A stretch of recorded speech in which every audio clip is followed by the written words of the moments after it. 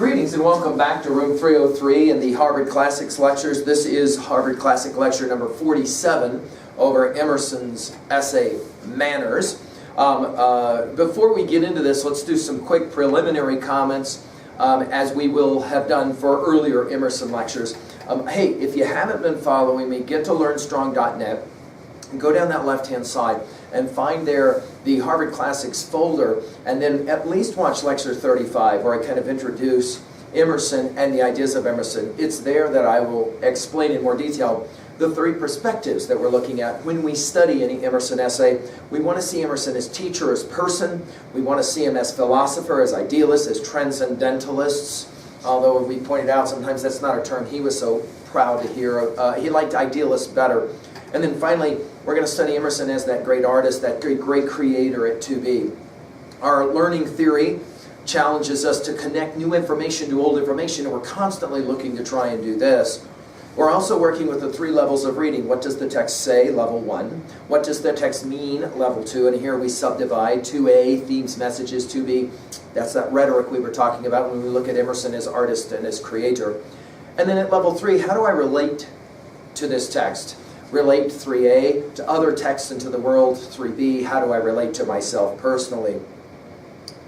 Some quick background information, some things that can kind of help you. And as I've been doing in all of the Harvard Classics lectures, I try and give you some information that's a little bit of help to you in terms of how we're reading these classic texts, right?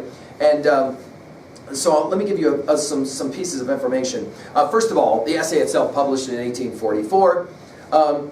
Second of all, we're going to introduce maybe an idea to you that we use regularly in 303. This is the great American philosopher Ken Wilber's idea of the 4 quadrants. On the paper in front of you, if you simply just draw an X, if you will, all right, and then above the first 2 columns at the top, put inside and outside. And then down the left-hand side, next to those other 2, going horizontally, write singular and plural, or individual and collective. Wilber will argue that a way to study the world, for example, you, an individual, for example, is to look at these 4 quadrants. The upper right quadrant, that is to say the outside singular, is of course your body. The upper left quadrant, that is to say inside or interior singular, that obviously is your mind or consciousness development. We might even consider, for example, psychological growth there. This, by the way, is an evolutionary model. The lower left quadrant is the inside plural, and that's what we call cultural. And at that one, I want you to circle that one, because that one's going to be important for an essay like this. And then the lower right quadrant is the idea of systems, of cohabitation, that which is external systems, everything from the kind of town you live in versus the city, etc., etc. And of course it has to do as well with money and things like that. Now we will be talking in this conversation in Manners with what is really that lower left quadrant of culture, and how we kind of internalize culture and what that means. We're going to make distinctions, for example, between manners versus etiquette versus fashion, and so we'll get into the kind of that discussion, if you will, all right? We'll also be thinking about the differences between psychological, that is to say upper left quadrant, and sociological, that is to say that lower left quadrant, when we take those ideas out into the larger world. We're going to return to ideas that we talked about in the lecture on Emerson's character. That's Harvard Classics Lecture 46. And in, as well, the comments made in the essay on self-reliance, that is to say, lecture number 39 of my Harvard Classics Lectures.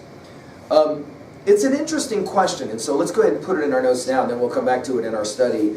Is it true that all culture and manners are relative? Or are there some kind of standard manners that one might consider? Well, this is going to be part of this essay, and we'll turn to it now. Hey, the 23 paragraphs of this essay, I recommend that you number them, just like we've been doing. And while I can't read all of them, and again, I've said this for all of these lectures, I'm kind of sorry that I can't do that. I'll try and read as much as I can as we work through this. All right, here we go. He begins in paragraph number 1 by saying the following: half the world, it is said, knows not how the other half live. And I think this is an important first line for us to kind of get a sense and to talk about Emerson as visionary.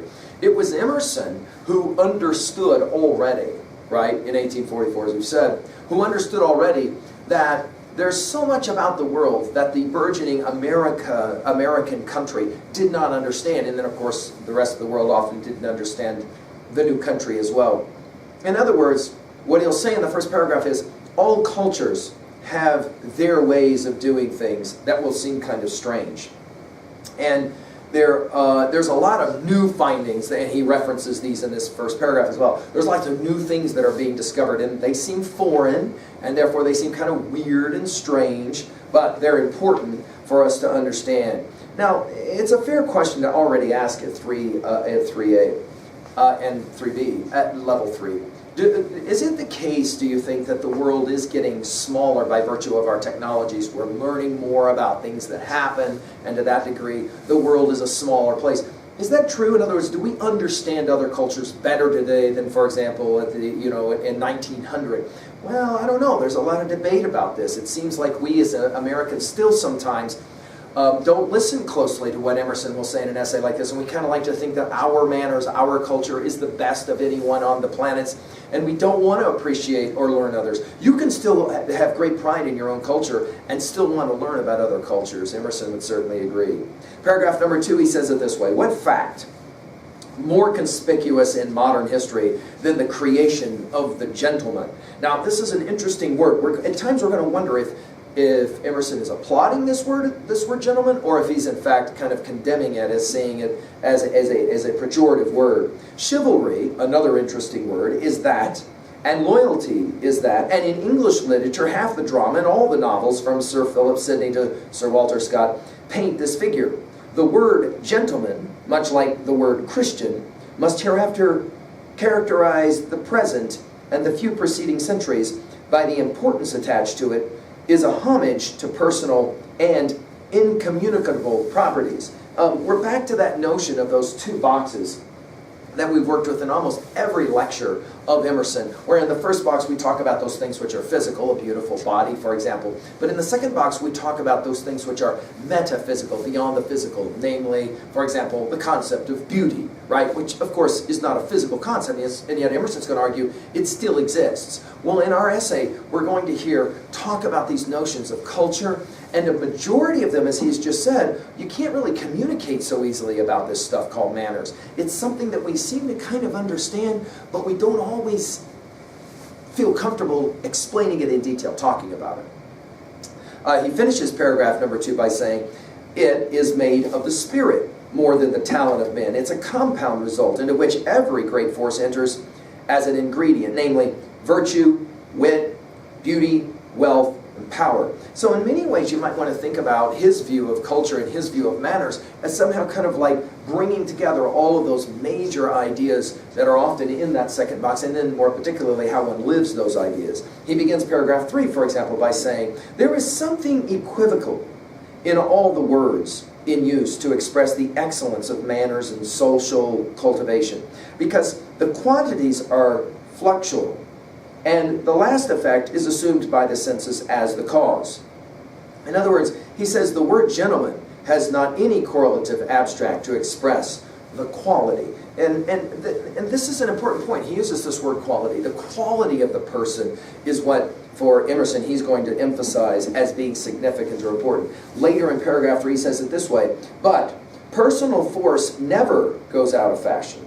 There is still paramount today, and in the moving crowd of good society, the men of valor and reality are known and rise to their natural place. The competition is transferred from war to politics and trade, but the personal force appears readily enough in these new arenas.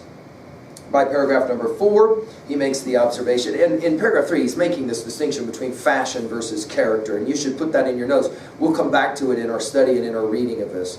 Paragraph number 4, he says it this way: the society of the energetic class, in their friendly and festive meetings, is full of courage and attempts which intimidate the pale scholar. So in other words, he'll make the observation that manners have to be explained. This will sound very much like self-reliance, in some kind of rough and ready American kind of way, that will sometimes kind of embarrass the scholar, the intellectual. He continues that he is of good company, the gentleman, for pirates and good with academicians, so that it is useless to fortify yourself against him. He has the private entrance to all minds.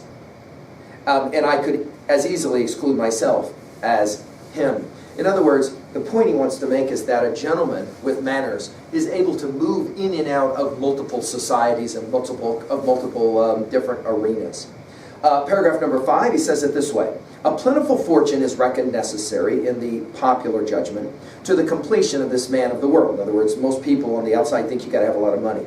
And it is a material deputy which walks through the dance which he first has led.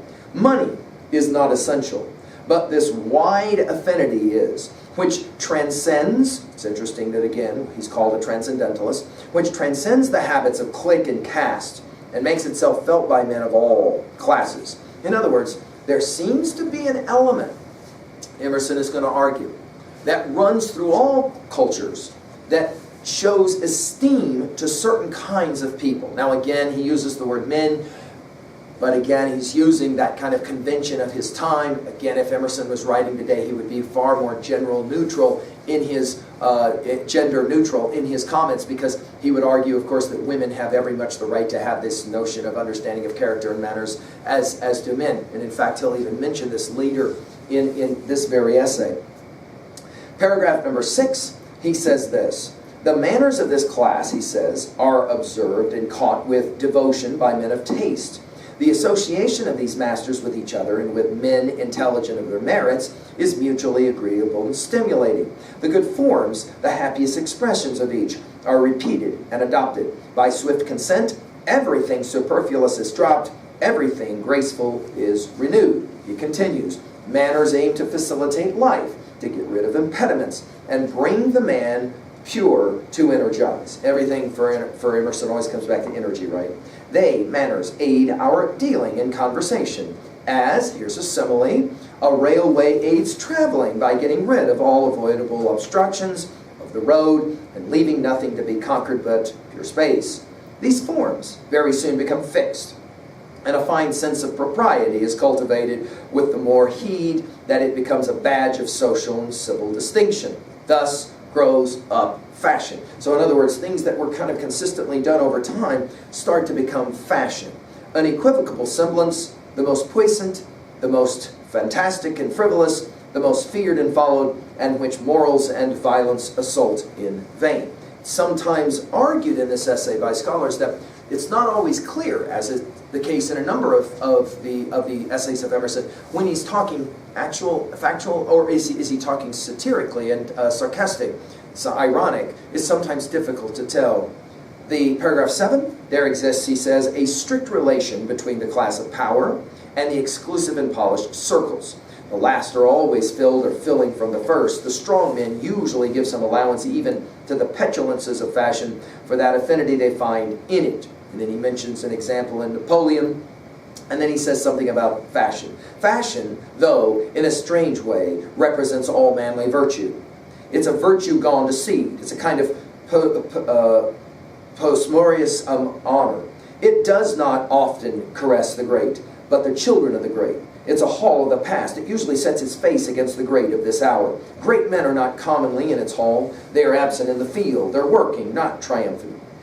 Fashion is made up of their children, of those who, through the value and virtue of somebody, have acquired luster to their name, marks of distinction, means of cultivation, and generosity, and in their physical organization, a certain health and excellence which secures to them, if not the highest power to work, yet high power to enjoy. In other words, other people previously have done hard work, which allows for a certain class of individuals to have that power.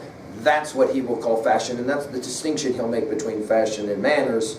To continue in paragraph 7, he says it this way. They are the sowers, their sons shall be the reapers, and their sons, in the ordinary course of things, must yield the possession of the harvest to new competitors with keener eyes and stronger frames. The idea here, in other words, is that he will say that the country, he says, will come to the town in the form of these kinds of manners. Everything kind of starts out, he says, out there in the fields. He says the city is recruited from the country. The city would have died out, rotted, exploded long ago, but that it was reinforced from the fields. It is only country which come to town day before yesterday, that is city, and court today. Now, this is, of course, a very age-old kind of tension. Let's put it in our notes. That notion between the country and people who live on the land, out, kind of where we live, and, of course, the town, the city, those people who live in more urban kinds of settings. And, of course, in our politics, we see this back and forth tension, as we've said many times in lectures on American thought. Paragraph number 8, aristocracy and fashion are certain inevitable results. In other words, this is inevitable, this kind of class structure. These mutual selections are indestructible. Now, this is, of course, going to take us back to Plato in his Republic, and the idea that he's going to say there's always going to grow certain kinds of hierarchies or class structures within groups. It's inevitable. The question, of course, is whether it's random or intentional. For Emerson, he says, seems to be kind of the way that it works out. If they provoke anger in the least favored class and the excluded majority revenge themselves on the excluding minority by the strong hand and kill them, we think of Marx, of course, and his revolution, at once a new class finds itself at the top, as certainly as cream rises in a bowl of milk. And if the people should destroy class after class until 2 men only were left, one of these would be the leader and would be involuntarily served and copied by the other. Now again, it's hard to know to what degree Emerson is playing legitimate games here versus sarcastic or ironic games. Because remember, Emerson is the voice of democracy, and yet we're not always sure that he is a democrat or egalitarian. In other words, he seems to believe that there's a certain group of individuals that somehow outrank other individuals. Of course, the argument will be, who are those individuals, right? Paragraph number 9.